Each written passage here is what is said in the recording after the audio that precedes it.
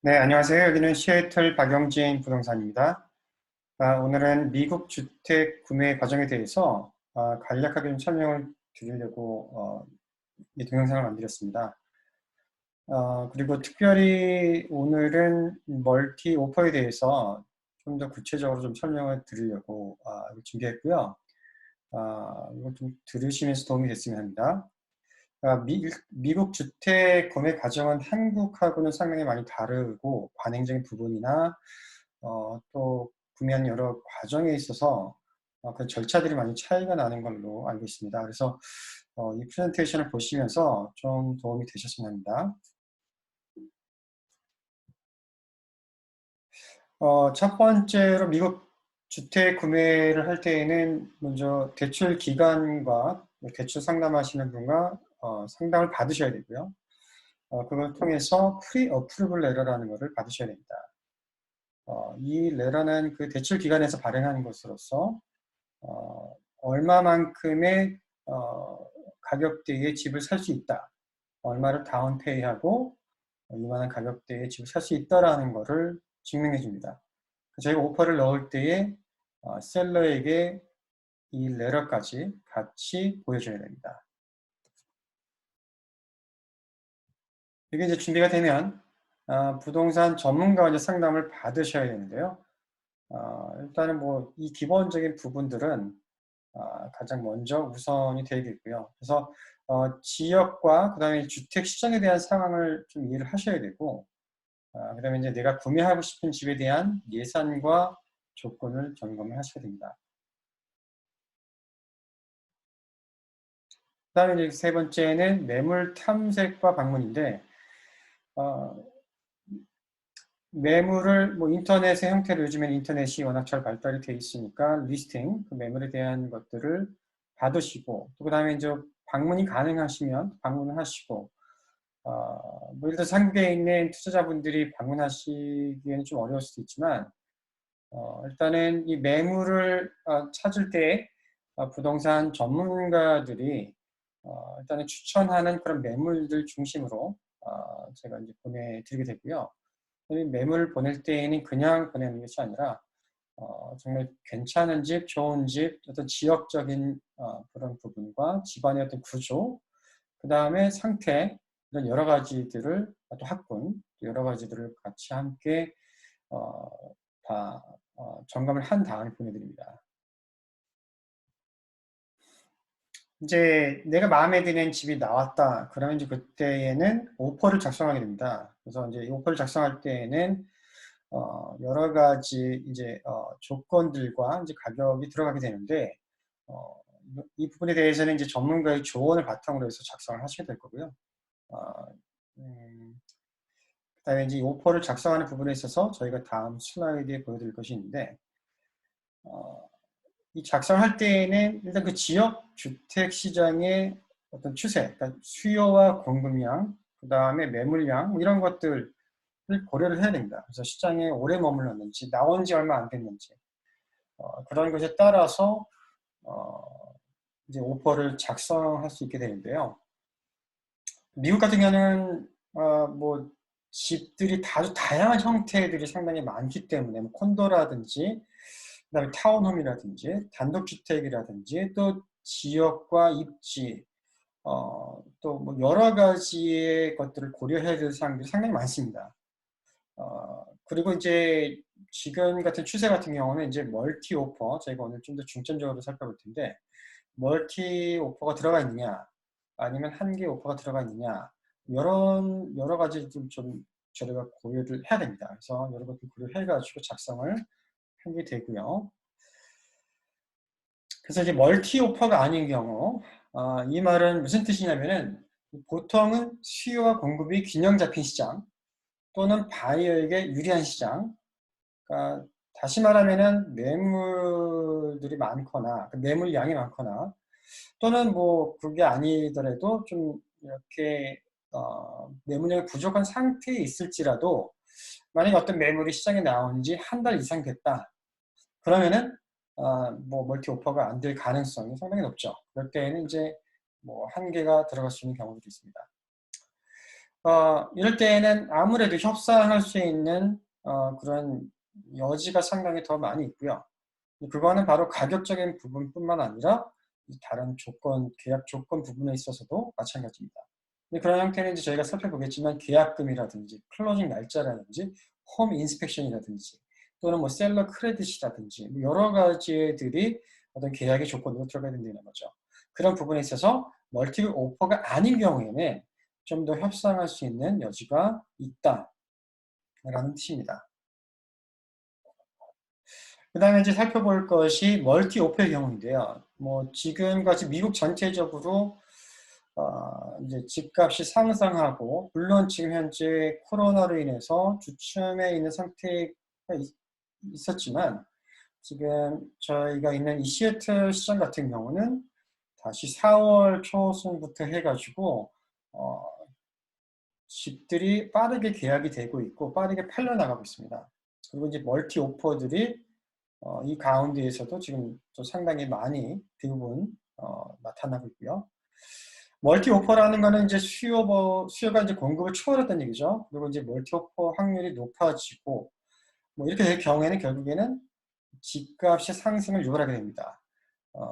이거는 다시 말하면 셀러에게 상당히 유리한 시장이기 때문에 바이어는 협상할 수 있는 내가 원하는 쪽의 협상보다는 좀 더 셀러 쪽에 유리한 조건을 통해서 경쟁력을 높이는 수밖에 없습니다. 왜냐하면 멀티 오퍼가 들어간다는 것은 내 오퍼 이외에도 다른 사람들이 그 집을 구매하기를 원하기 때문에 내가 거기에서 그 집을 정말 내가 사기를 원한다면 경쟁력을 높이는 수밖에 없습니다. 경쟁력이라는 건 이제 가격적인 부분도 있지만 그 이외에 다른 조건도 있겠죠. 앞에서 말씀드린 대로. 그 다음에 이제 오퍼들의 숫자에 따라서 그 원래 가격보다 더 올라가는 경우들이 대부분이고요. 그 다음에 이제 숫자가 많으면 많을수록 그만큼 또 비례적으로 집값도 올라가게 됩니다. 그래서 이쪽 시애틀 시장 같은 경우는 평균적으로 5%, 뭐 6%, 뭐 이렇게 위로 팔리는 경우가 꽤 있습니다. 근데 그 이외에도 또 이제 정말 많아지면 오퍼들이 많아지면 10% 또는 뭐 그 이상 올라가는 경우들도 꽤 있습니다. 그래서 제가 도와드린 분 중에 최근에 뭐 코로나 뭐로 인해서 뭐 약간 주춤해 있더라도 멀티 오퍼가 들어간 경우가 있었습니다. 그래서 컬클랜드 쪽에 단독주택이었는데 오퍼가 13개가 들어왔습니다. 그래서 저희가 됐는데 이제 68만 불 뭐 그 정도 나온 집이었는데 팔린 거는 뭐 10%까지는 아니지만 상당히 높은 가격에 10%에 가깝게 팔렸다. 네, 이런 뭐 이렇게 보시면 되겠고요. 뭐 이제 이 가격적인 이 부분 이외에도 다른 부분에 대해서 제가 설명을 드려야 됩니다. 왜냐면 가격만 높다고 무조건 되는 게 아니라 그 이외에 다른 조건들이 맞아야 되기 때문인데요. 그 부분에 대해서 설명을 더 드리도록 하겠습니다.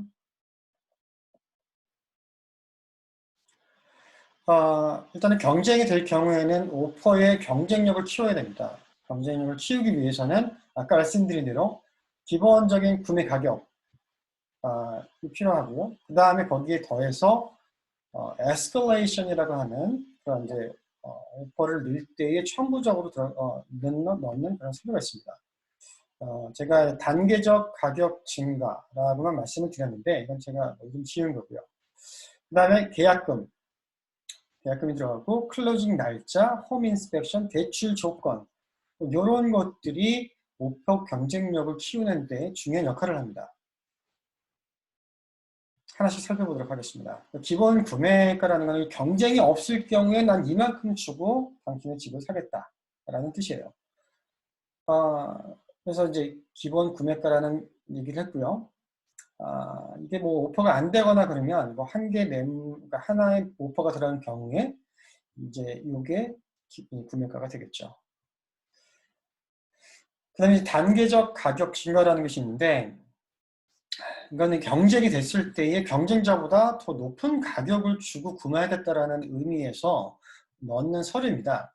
그 서류 안에는 이제 두 가지의 숫자가 들어갑니다. 첫 번째는 가격 증가 최고점이라고 하는데 제가 이름을 붙였는데 maximum purchase price. 경쟁 시에 내가 정말 구매하기 원하는 최고 가격은 이만큼이다. 물론 이 최고 가격은 기본 구매가보다 높은 금액이 되겠고요. 그 다음에 단계적 가격 증가폭 또는 경쟁 증가폭 이렇게 표시할 수 있겠는데 이거는 뭐냐면은 경쟁이 됐을 경우에 내가 얼마큼 더 주고 내가 구매할 수 있다라는 뜻입니다. 예를 들어서 이제 여기 나오는 것처럼 예를 들어 70만 불짜리 집이 나왔는데 경쟁자가 예를 들어서 73만 불의 집을 사겠다라고 하면은 내가 거기에 2,500불을 더 얹어 사겠다라는 뜻이에요. 이 한도는 이제 최고점이 한도가 되겠죠. 그러니까 내가 가격 증가 최고점을 어디에 두느냐 따라서 그 이상은 넘어갈 수가 없습니다. 제가 예를 들었는데요. 예를 들어서 셀러가 있습니다. 셀러가 있고 그 다음 바이어 A, B, C, D가 있습니다. 첫 번째 바이어는 기본 구매가를 69만 불로 설정을 했습니다. 이 집은 사실 70만 불 집이에요. 지금 여기 가려 있어가지고 나오지 않았지만 그 다음에 경쟁 시 최고 구매가는 78만 불로 하겠다. 경쟁 증가액은 2,500불로 하겠다. 바이어 B 기본 구매가를 70만 불 하겠다. 최고 구매가는 77만 불이다. 경쟁 증가액을 3,000불씩 하겠다. 바이어 C는 기본 구매가 71만 불, 최고 구매가 75만 불, 경쟁 증가액은 3,500불. 바이어 D는 기본 구매가가 73만 불, 에스컬레이션 서류 아까 말씀드렸던 그 서류는 미첨부를 했습니다. 첨부하지 않았다는 거죠. 결국 이 사람은 경쟁이 되든 안 되든 어쨌든 73만 불이 내가 줄 수 있는 최고의 금액이다라는 뜻입니다. 이 상태에서 만약에 보게 되면 만약에 기본 구매가 자체만 보게 되면은 바이어 D가 가장 높은 금액이죠. 하지만 이 이외의 다른 가격적인 부분을 봐야 되기 때문에 저희가 최종 확정자, 낙찰자라고 말을 한다 그러면 바이어 D가 아닌 사람이 되겠습니다. 제가 다음 이걸 도표를 한번 만들어 봤는데 이걸 보고 한번 설명드리겠습니다. 여기에 나와 있는 것처럼 A, B, C, D 해서 기본 구매가가 나와 있고 경쟁 증가액이 나와 있고 최고 구매가가 나와 있습니다. D는 말씀드린 대로 이 서류가 첨부를 안 했기 때문에 이건 73만 불이 최고 구매가가 되는 것이고요. 그 다음에 C 같은 경우는 75만 불까지 하겠다라고 했었고 B는 77만 불, 그 다음에 A는 78만 불이라고 얘기했습니다. 셀러 입장에서 최종 경쟁 후보를 뽑을 때에는 가장 높은 금액, 최고 구매가를 가지고 있는 탑2, 톱2를 뽑았겠죠. 그래서 경쟁을 보는데 결국에는 여기 보게 되면 A와 B는 77만 불과 78만 불입니다. 근데 결국에는 A가 되겠죠. 근데 이제 결국 그 최종 구매가는 어떻게 되느냐? 그거는 이제 B보다 그러니까 경쟁자보다 2,500불을 더 얹어서 사겠다라고 얘기를 했기 때문에 결국에는 77만 2,500불, 500불이 최종 구매가가 되고요. 낙찰 후보는 결국은 A가 되겠죠. 이걸 금액으로 환산을 하게 되면, 퍼센티지로 환산하게 되면 최종 구매가는 결국에는 기본 구매가의 110%, 다른 말씀을 드리면 10% 위로 팔리게 된다. 여기에서 이제 하나 참고하실 거는 아마 한국 같은 경우는 이런 케이스들이 없을 겁니다. 그리고 이렇게 하지도 않고요. 미국에서는 이렇게 관행이 돼 있기 때문에 이런 부분에 대해서 처음에는 적응이 잘 안 되실 수도 있고 그 다음에 이해가 안 되실 수도 있습니다. 그렇지만 미국에서 실제적으로 일어나는 일들이고 그럼 내가 과연 이렇게 비싸게 주고 살 필요가 있느냐라는 궁금증을 가지고 계실 수도 있겠죠. 이제 오퍼 경쟁이 얼만큼 되느냐에 따라서 그 집이, 그 매물이 조금씩 차이는 있을 겁니다. 그렇지만 이만큼 인기가 있다라는 거는 결국에 나중에 집을 이제 하실 때에도, 매도하실 때에도 그만큼의 타이밍을 잘 맞추시면 그만큼의 어떤 좋은 가격을 받고 파신다라는 의미가 되고요. 뭐 이제 이런 보통 이런 경우는 오퍼 리뷰 데이시 있습니다. 그래서 지금 현재 시애틀 주택 시장 같은 경우는 매물이 나올 때마다 이제 그 셀러가 뭐 예를 들어서 내가 뭐 일주일 후에 오퍼들을 같이 리뷰하겠다. 다 같이 리뷰하겠다. 이런 경우들이 지금 많이 있습니다. 그러니까 매물량이 적을 때에는, 그러니까 수요가 공급보다 많을 때에는 이런 현상들이 일어납니다. 왜냐하면 셀러는 여러 개의 오퍼를 받을 수 있다라는 어떤 그런 기대감이 있다라는 거죠. 그런 또 예상과 기대감을 가지고 있기 때문에 이제 오퍼 리뷰 데이트를 정해놓고 이렇게 하게 됩니다. 또 이제 그런 경우에 어쨌든 매물이 적기 때문에 이런 경우들이 많이 발생을 합니다. 그렇지만 지금 같은 시장에서도 오퍼 리뷰 데이트이 없고 그냥 매물이 나오면 누가 먼저가 됐든 선착순대로 어쨌든 먼저가 됐든 오퍼를 넣을 수 있는 그런 집들도 나옵니다. 이제 그런 집들 같은 경우에는 운이 좋으면 이제 오퍼 한 개만 들어가서 제 가격을 주고 구입할 수도 있겠죠. 그렇지만 그런 매물들 중에도 또 뭐 오퍼 리뷰 데이트이 없더라도 또 경쟁이 되는 경우들도 꽤 있습니다. 그런 것들을 대비를 해야 되는 거예요. 그러니까 바이어로서는 물론 바이어로서는 내가 의뢰의 어떤 상황이 돼버렸다라고 생각하실 수도 있습니다. 지금 마켓 자체가 셀러에게 유리한 시장이기 때문에. 그렇지만 셀러에게 유리한 시장이라는 건 결국 집값이 상승한다는 뜻이거든요. 집값이 상승이 가파르게 상승한다 이렇게 보시면 되겠습니다. 그러니까 내가 좀 더 비싸게 주고 사는 것 같은 느낌이 들더라도 결국에는 집값이 가파르게 상승을 하게 되기 때문에 아까 말씀드린 대로 좋은 가격대로 나중에 파실 수가 있게 되는 거고요. 뭐 경쟁이 좀 심하지 않았으면은 그럼 더 뭐 운이 좋아서 더 좋은 가격에 사는 거냐? 물론 그렇게 보실 수도 있겠지만 뭐 나중에 가서 또 마찬가지겠죠. 뭐 나중에 가서도 또 경쟁이 덜 되는 가격으로 해서 파시게 된다라는 그런 의미가 됩니다. 그러니까 제가 말씀드리고 싶은 거는 물론 바이오로서 더 저렴한 가격에 사기를 원하시는 건 당연합니다. 또한 제가 도와주는 입장에서 당연히 그렇게 할 수 있게 될 수 있으면 제일 좋고 또 그렇게 도와드리죠. 도와드리도록 노력을 하는데 하지만 내가 만약에 낮은 금액으로 저렴한 가격으로만 고집을 하겠다 그러면은 아예 집을 못 사실 경우가 상당히 많습니다. 그래서 제 이제 고객들 분들 가운데에는 이러한 것들을 설명해 드려도 실제적으로 이제 어떤 뭐 의구심이나 뭐 이런 것들이 있으셔가지고 처음에 조심스럽게 이제 뭐 가격이라든지 이런 부분들을 경쟁이 되더라도 조심스럽게 이렇게 넣으시는 경우들이 있어요. 그러면 백발백중 다 떨어지게 되죠.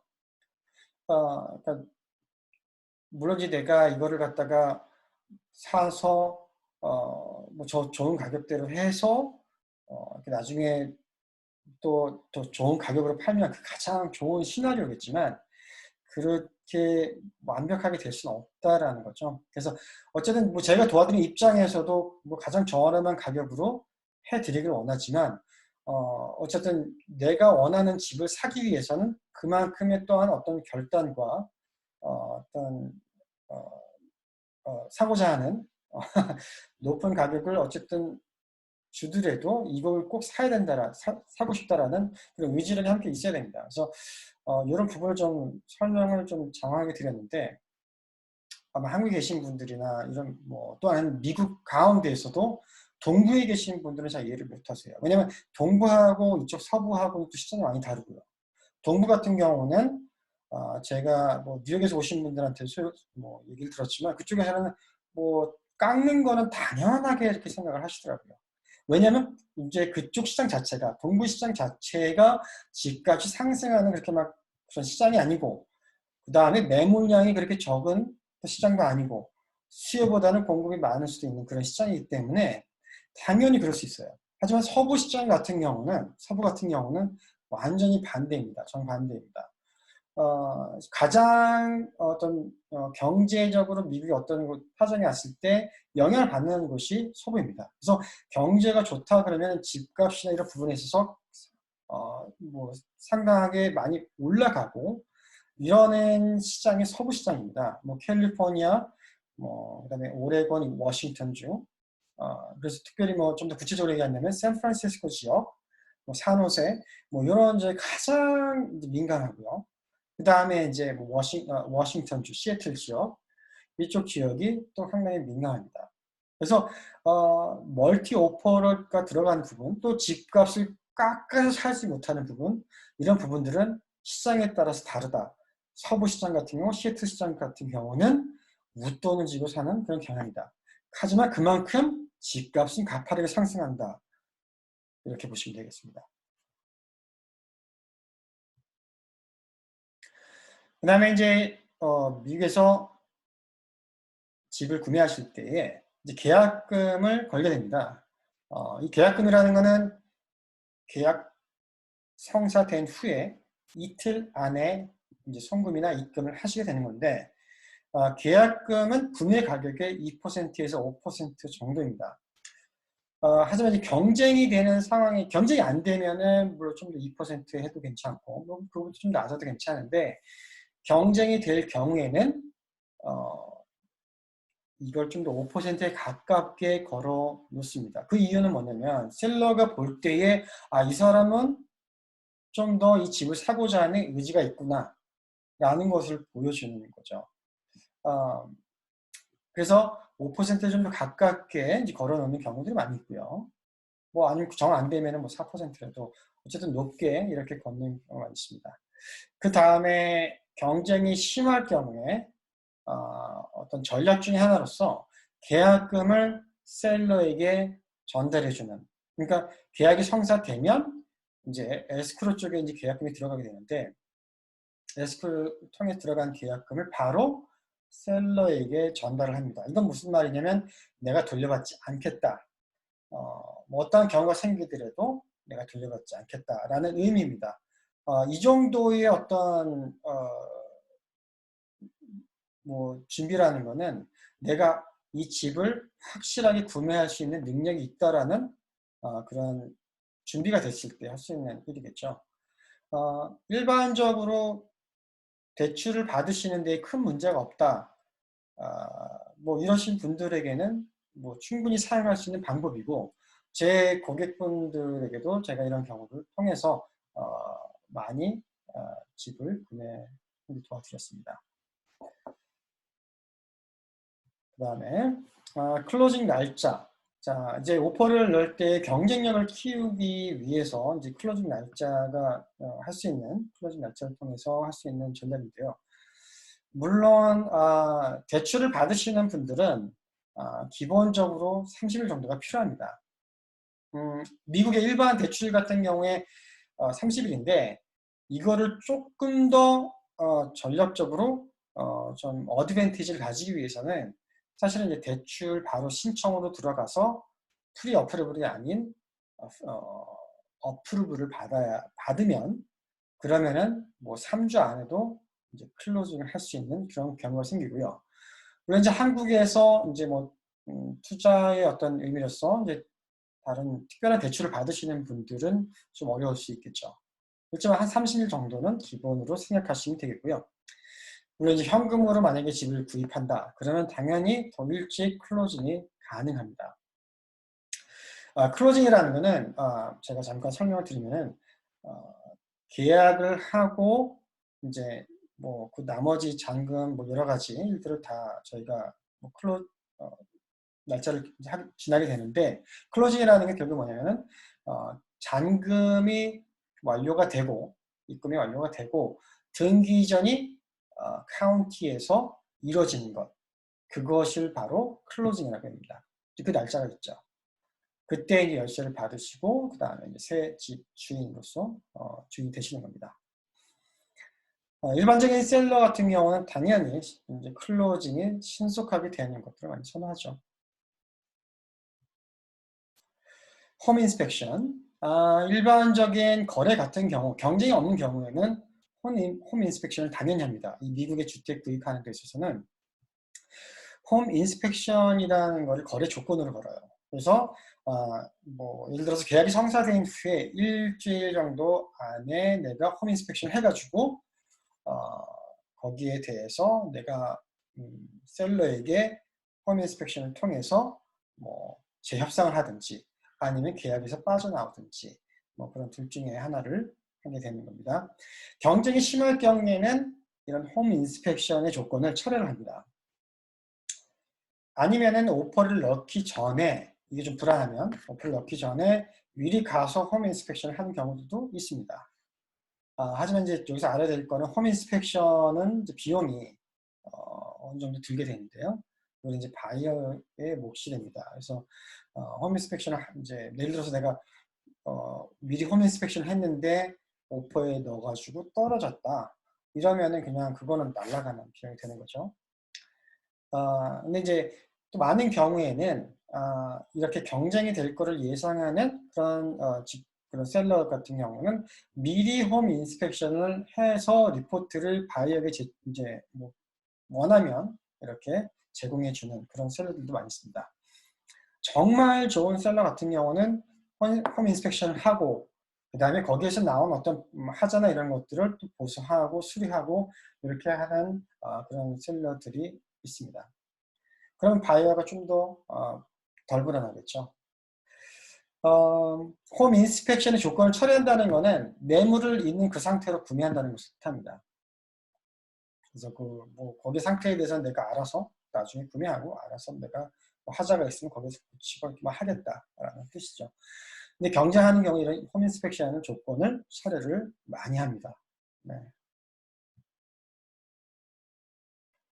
그 다음에 계약의 조건으로 대출이 들어가는 경우가 일반적인데요. 일반적인 경우에는. 왜냐하면 이제 대출이 안 나오면 나는 계약에서 빠지겠고 계약금을 돌려받을 것이다 라는 의미입니다. 이제 경쟁이 심할 경우에는 이 대출의 조건을 처리하는 경우도 있습니다. 그거는 뭐냐면 내가 대출을 받을 조건이 어떤 그런 능력이 확실하다.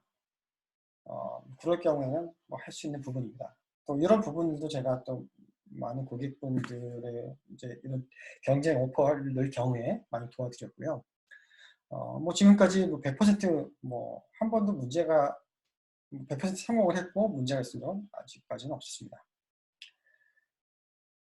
그래서 대출 조건을 처리하게 되면 대출이 혹시라도 안 된다고 할 경우에는 계약금을 돌려받을 수 없다라는 거죠. 뭐 이런 부분은 이제 계약 어떤 대출에 대한 그런 부분이 확실치 않다고 할 때는 사용할 수가 없습니다. 그렇죠? 하지만 이게 어느 정도 확실하다라고 뭐 자신하면 쓸 수 있는 그런 전략입니다. 이 이외에 이제 오퍼를 넣을 때 저희들이 좀 체크해야 될 사항들이 있는데요. 그건 이제 셀러가 기입한 매물 정보입니다. 다시 말해서 그 셀러가 자기가 살고 있던 집에 대해서 어떤 상태라든지 아니면 뭐 여러 가지 과거에 혹시라도 뭐 문제가 있는 부분이라든지 이런 부분에 대해서 솔직하게 아는 한 자신이 아는 최대한도에서 작성한 그런 서류가 있습니다. 그래서 그런 것들을 확인하는 작업이 필요하고요. 그 다음에 매물, 부동산, 법적인 정보, 다시 말해서 이 부동산이 정말 이 셀러에게 소유된 것인지, 속한 것인지 그런 것들을 법적으로 확인하는 부분이 있습니다. 그 다음에 거래를 할 때에 무엇이 포함되는지, 무엇이 포함이 안 되는지. 미국에서의 주택 구매에서, 주택 거래에서는 일반적으로 뭐 세탁기라든지 냉장고라든지 뭐 가스레인지라든지 가전제품 뭐 이런 부분들 또는 붙박이로 되어 있는 것들 뭐 빌트인 뭐 이런 것들은 일반적으로 많이 포함이 되어 있습니다. 물론 이제 다른 주나 뭐 아니면 뭐 남부나 중부나 뭐 동부나 좀 다를 수 있습니다. 근데 이 워싱턴주 시애틀 지역에서의 거래에서는 일반적으로 그런 가전제품들이 포함되고 혹시라도 포함이 안 될 경우에는 셀러가 특별히 이제 표시를 합니다. 이런 것은 해당이 안 됩니다. 세탁기는 포함이 안 됩니다. 아니면은 뭐 다이닝 룸에 있는 샹들리어는 가져갑니다. 뭐 이런 식으로 뭐 이렇게 이제 표시를 한다는 거죠. 그래서 그런 걸 틀어서 이제 확인을 하셔야 되고요. 그 다음에 이제 뭐 어쨌든 멀티플 오퍼든 아니면 그냥 한 개 오퍼든 그걸 통해서 계약이 성사가 될 경우에, 계약이 성사된다는 뜻은 이겁니다.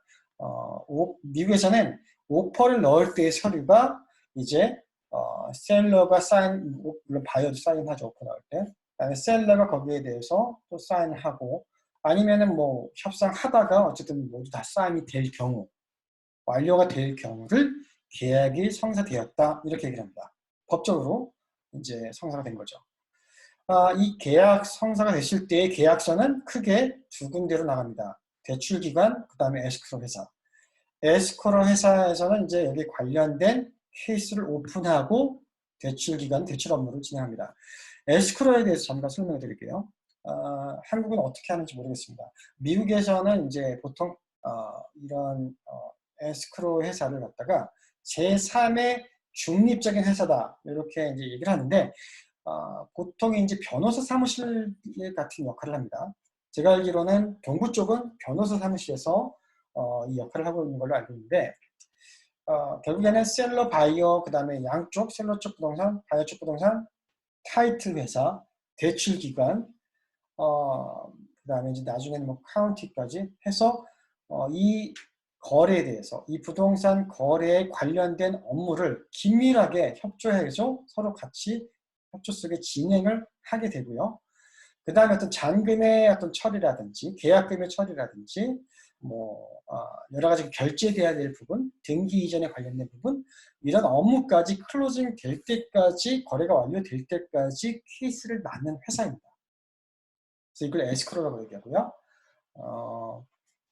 상당히 중요한 부분입니다. 그래서 에스크로에 대해서 이해를 바로 하시면 되겠고요.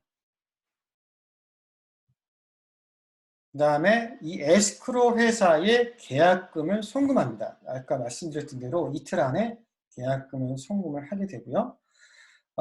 송금을 하실 때에는 이제 에스크로 회사에 연락을 하셔가지고 그 와이어 인스트럭션이라고 하는 걸 받습니다.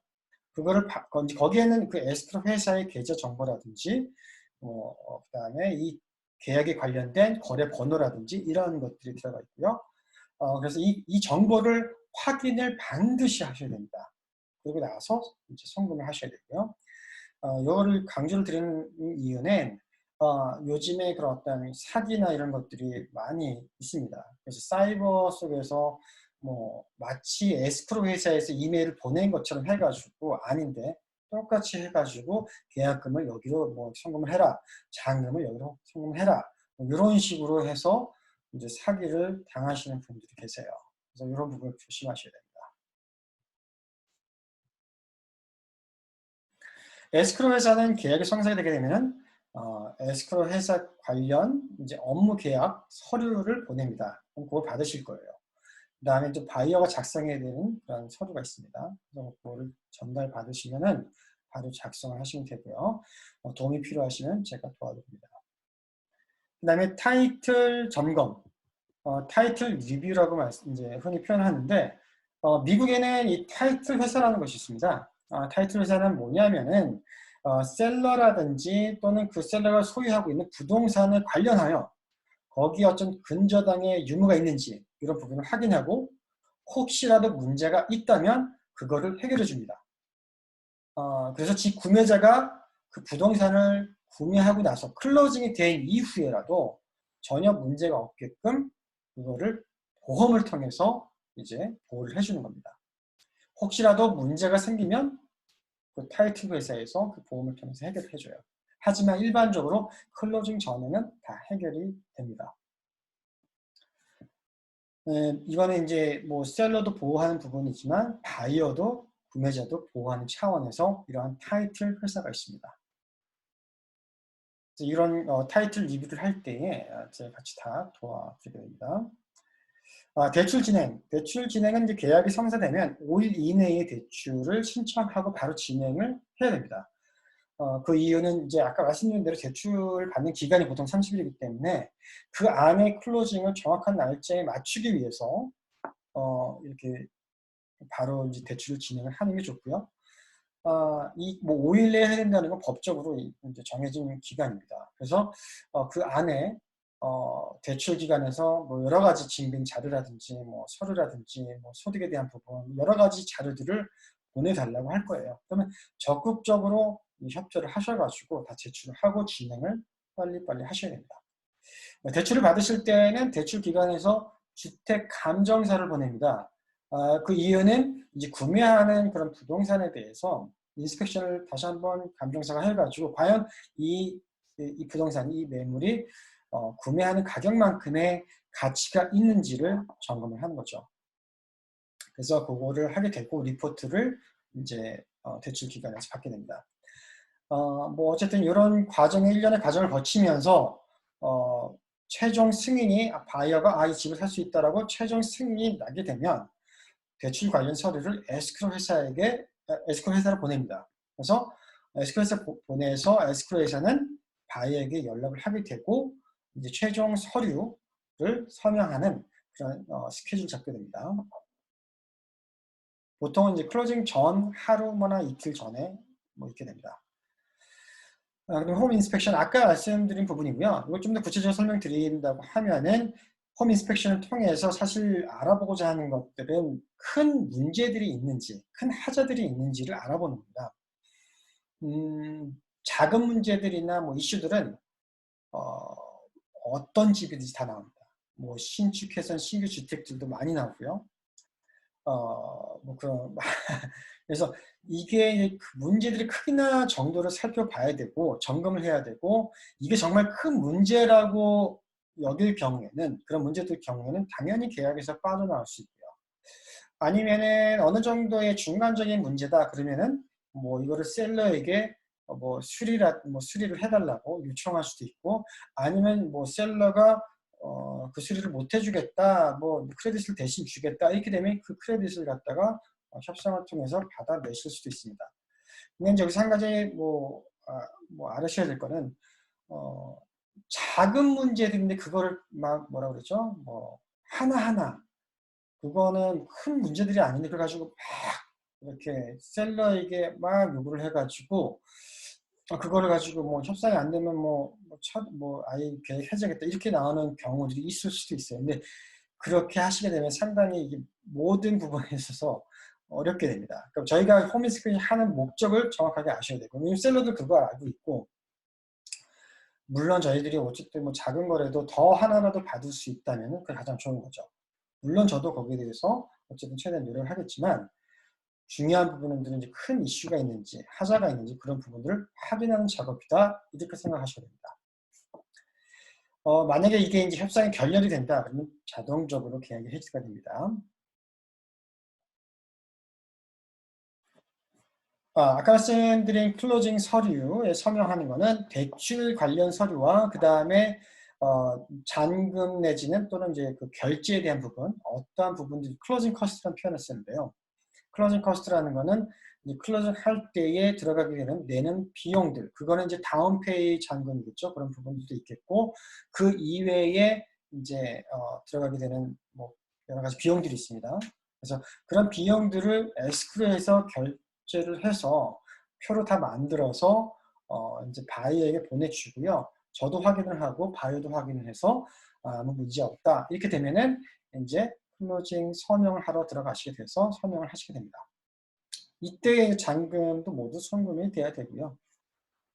클로징 서류 서명하는 건 보통은 일반적으로 하루나 이틀 전에 이루어지게 됩니다. 클로징 날이 되게 되면은 이제 이미 모든 서류 서명은 다 끝났죠. 셀러도 서명이 서류의 서명이 끝나고 바이오도 끝납니다. 그리고 대출 기관에서는 이제 서명한 그 서류를 최종적으로 점검을 하게 되고 이제 그게 오케이다 그러면은 이제 대출금을 에스크로로 전달하게 됩니다. 에스크로로 송금하게 되고요. 에스크로가 송금을 받는 순간 그때에 이제 등기 이전 관련 서류를 카운티로 내보내게 됩니다. 그러면 이제 카운티에서 법적 등기 이전을 마치게 되겠죠. 마치게 되면은 그때 비로소 최종 거래가 완료가 됩니다. 그러면은 바이어는 그때 열쇠를 받으시고 새로운 집 주인이 되시는 겁니다. 네, 그래서 미국 주택 구매 과정에 대해서 살펴봤고요. 여기에 대해서 혹시라도 뭐 궁금하신 부분이 더 있다고 하신다면은 직접 뭐 연락을 주셔서 뭐 이렇게 하셔도 되고요. 여기 보면 제 이메일 주소와 뭐 제 웹사이트 뭐 이런 것들이 나와 있으니까 전화번호 나와 있으니까 언제든지 상담 문의 환영합니다. 연락 주시고요. 네, 조금이라도 좀 도움이 되셨으면 하고 궁금하신 점 있으면 더 알려주시기 바랍니다. 감사합니다.